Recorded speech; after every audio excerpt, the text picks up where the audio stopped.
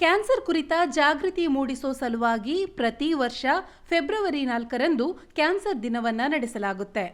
Cancer ದೇಹದ ಇತರ ಭಾಗಗಳಿಗೆ ಆಕ್ರಮಣ ಮಾಡೋ ಅಥವಾ ಹರಡೋ ಸಾಮರ್ಥ್ಯವನ್ನು ಹೊಂದಿರೋ ಅಸಹಜ ಕೋಶಗಳ ಬೆಳವಣಿಗೆಯನ್ನು ಒಳಗೊಂಡಿರುವ ರೋಗಗಳ ಗುಂಪು ಎನ್ನಲಾಗಿದೆ.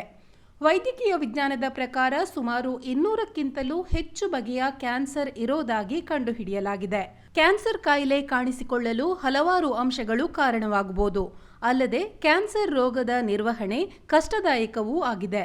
ತಂಬಾಕು ಸೇವನೆ ಸುಮಾರು 22% ಕ್ಯಾನ್ಸರ್ ಸಾವುಗಳಿಗೆ ಕಾರಣವಾಗಿದೆ. ಬೊಜ್ಜು, ಕಳಪೆ ಆಹಾರ, ದೈಹಿಕ ಚಟುವಟಿಕೆಯ ಕೊರತೆ ಅಥವಾ ಅತಿಯಾದ ಮದ್ಯಪಾನದಿಂದಾಗಿ ಕ್ಯಾನ್ಸರ್ ಬರಬಹುದು ಅಂತ ಹೇಳಲಾಗಿದೆ. ಅಲ್ಲದೆ ಕೆಲವು ಸೋಂಕುಗಳು ಅಯಾನೀಕರಿಸುವ ವಿಕಿರಣಕ್ಕೆ ಒಡ್ಡಿಕೊಳ್ಳುವುದು ಮತ್ತು ಪರಿಸರ ಮಾಲಿನ್ಯಕಾರಕಗಳು ಕ್ಯಾನ್ಸರ್ಗೆ ಕಾರಣವಾಗಿವೆ. ನಿರ್ದಿಷ್ಟ ವೈರಸ್ಗಳು, ಬ್ಯಾಕ್ಟೀರಿಯಾ ಮತ್ತು ಪರಾವಲಂಬಿ ಸೋಂಕು ವಿಶ್ವದಾದ್ಯಂತ ಸುಮಾರು 16.18% ಕ್ಯಾನ್ಸರ್ಗಳಿಗೆ ಕಾರಣವಾಗುವ ಪರಿಸರದ ಅಂಶವಾಗಿದೆ.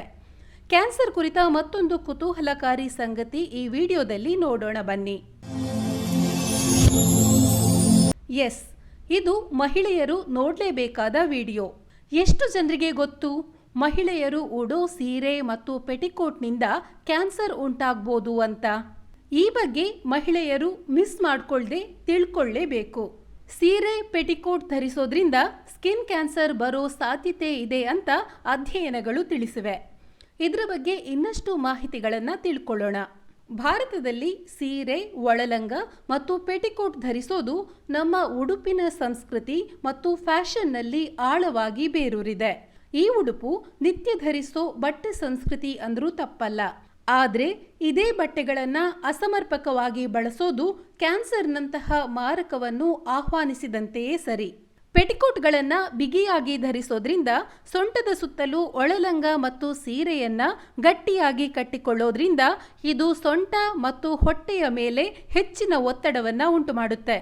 ಇದು ಚರ್ಮದ ಕ್ಯಾನ್ಸರ್ಗೆ ಕಾರಣವಾಗಬಹುದು ಅಂತ ಸಂಶೋಧನೆ ತೋರಿಸಿದೆ.